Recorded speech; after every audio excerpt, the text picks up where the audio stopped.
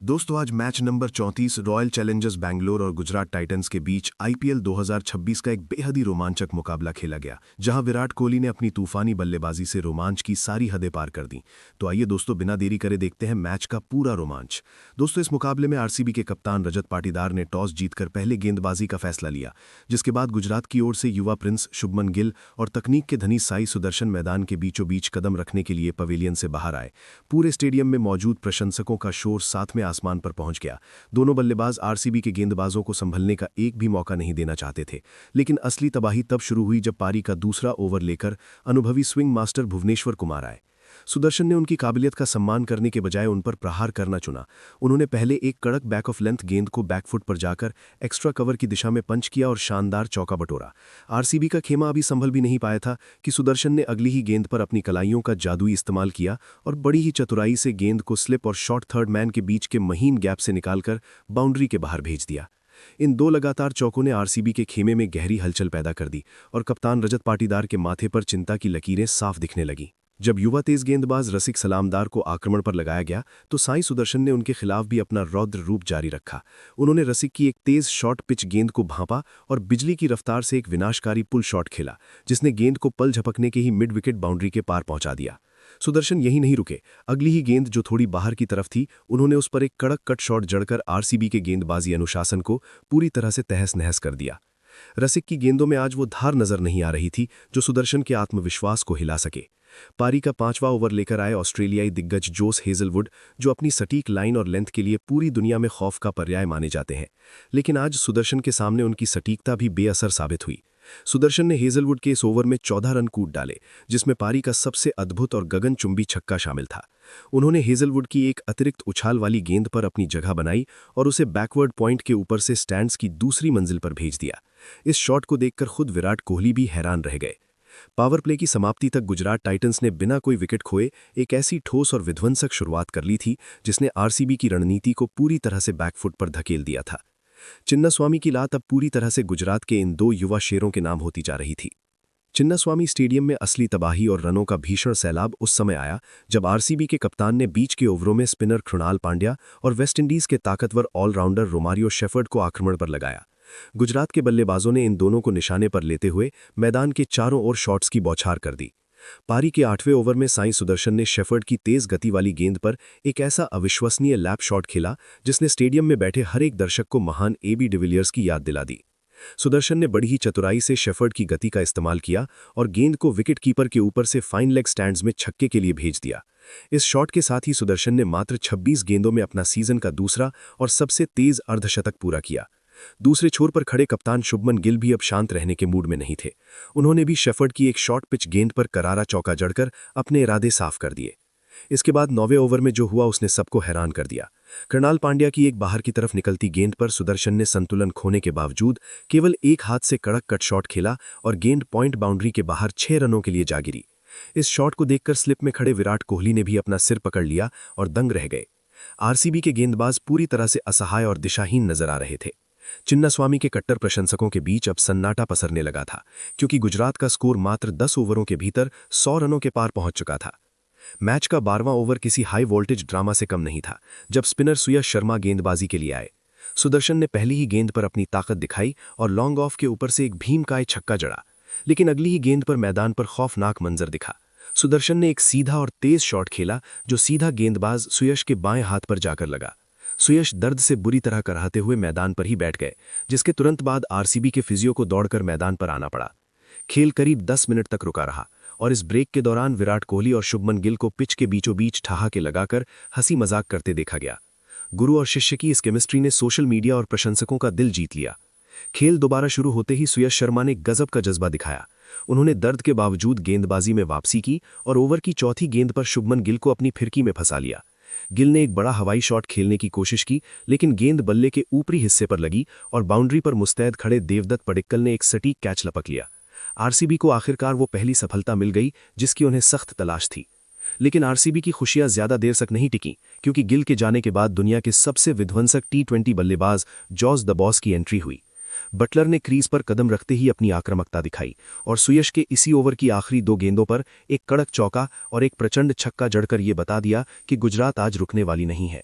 और जब पारी का 15वां ओवर शुरू हुआ, पूरा स्टेडियम एक अजीब सी बेचैनी और उत्साह के बीच अपनी सांसें थामे खड़ा था, क्योंकि गुजरात के युवा सितारे साई सुदर्शन अपने करियर के पहले आईपीएल शतक की दहलीज पर खड़े थे।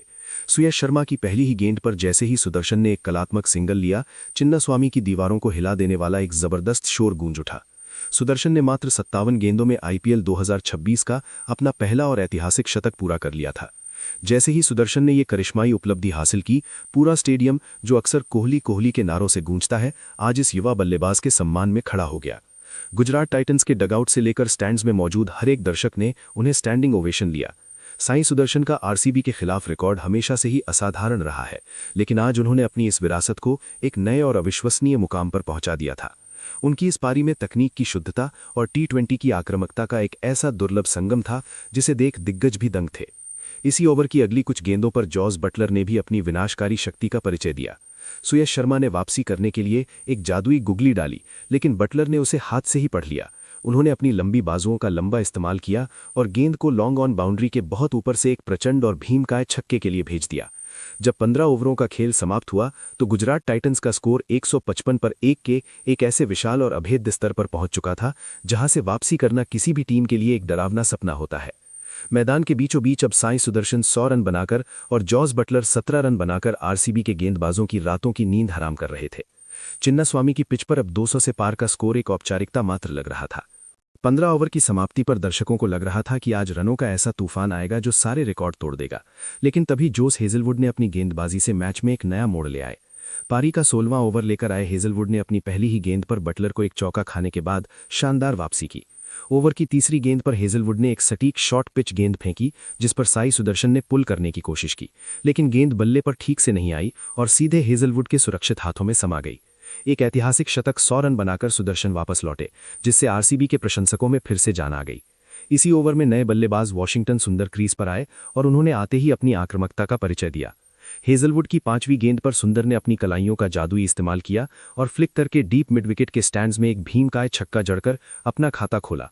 इसके बाद 18वें ओवर में अनुभवी भुवनेश्वर कुमार वापस आए। जॉस बटलर आज बहुत खतरनाक मूड में लग रहे थे, लेकिन भुवी ने अपनी चतुराई दिखाई। ओवर की चौथी गेंद पर बटलर ने एक लो फुल टॉस पर रिवर्स स्कूप खेलने की कोशिश की, लेकिन गेंद सीधे शॉर्ट थर्ड मैन पर खड़े जॉस हेजलवुड के सुरक्षित हाथों में समा गई। बटलर के आउट होते ही गुजरात के 210 के पार जाने की उम्मीदों को थोड़ा झटका लगा, लेकिन क्रीज पर अब पावर हिटर जेसन होल्डर की खौफनाक एंट्री हुई थी। एम चिन्नास्वामी स्टेडियम की उस उमस भरी रात में मैच का सबसे विध्वंसक और रोंगटे खड़े कर देने वाला क्षण तब आया जब पारी का 20वां और अंतिम ओवर शुरू हुआ। पूरे स्टेडियम में एक अजीब सा तनाव व्याप्त था, क्योंकि कप्तान ने गेंद अनुभवी स्पिनर कृणाल पांड्या को सौंपी थी। लेकिन दोस्तों, सामने क्रीज पर कैरिबियाई दिग्गज जेसन होल्डर खड़े थे, जो आज किसी अलग ही ग्रह की बल्लेबाजी कर रहे थे। होल्डर ने पहली ही गेंद पर कृणाल की को बड़ी ही बारीकी से भांपा और बिना किसी हिचकिचाहट के एक ऐसा प्रचंड शॉट खेला कि गेंद लॉन्ग ऑन के ऊपर से 84 मीटर का एक गगनचुंबी छक्का बनकर दर्शकों के बीच जा गिरी। इस छक्के की गूंज ने न केवल गुजरात का स्कोर 190 के पार पहुंचाया, बल्कि आरसीबी के खेमे में खलबली मचा दी। ओवर की तीसरी गेंद पर होल्डर ने एक बार फिर अपना रौद्र रूप दिखाया। उन्होंने पिच पर घुटने टेके और स्लॉट में गिरी हुई गेंद को अपनी पूरी ताकत से डीप मिड विकेट के ऊपर से स्टैंड्स की दूसरी मंजिल पर भेज दिया। ये ओवर का दूसरा विशाल छक्का था, जिसने आरसीबी के गेंदबाजों के मनोबल को पूरी तरह से नेस्तनाबूद कर दिया। चौथी गेंद पर कृणाल ने दबाव में आकर एक वाइड फुल टॉस डालने की कोशिश की, लेकिन जेसन होल्डर आज किसी भी गलती को बख्शने के मूड में नहीं थे। उन्होंने अपनी लंबी भुजाओं का पूरा विस्तार किया और एक्स्ट्रा कवर की दिशा में एक शानदार और कड़क चौका जड़ दिया। इस बाउंड्री के साथ ही गुजरात टाइटंस के 200 रन पूरे हुए। बाउंड्री लाइन पर खड़े देवदत्त पडिक्कल ने डाइव लगाकर गेंद को रोकने की अपनी जान झोंक दी, लेकिन गेंद की रफ्तार इतनी तेज थी कि वो उसे रोकने में पूरी तरह से नाकाम रहे और इसी के चलते गुजरात ने 20 ओवर 205 रन बनाए।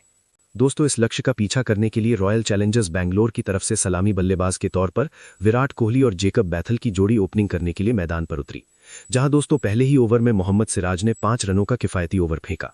इसके बाद दोस्तों दूसरे ओवर की पहली ही गेंद पर जेकब बैथल ने शानदार चौका जड़ दिया और इसी ओवर में विराट कोहली के बल्ले से भी हमें एक क्रंची शॉट समय देखने को मिला।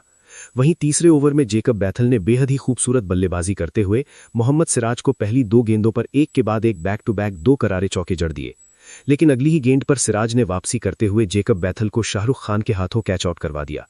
इसी के साथ जेकब बैथल 10 गेंदों में 14 रनों की पारी खेलकर चलते बने। दोस्तों, इसके बाद चौथी ओवर की पहली ही गेंद पर विराट कोहली के बल्ले से हमें एक चौका देखने को मिला और इसी ओवर में नए बल्लेबाज देवदत्त पडिक्कल के बल्ले से हमें एक मैक्सिमम और आकर्षक भी देखने को मिला।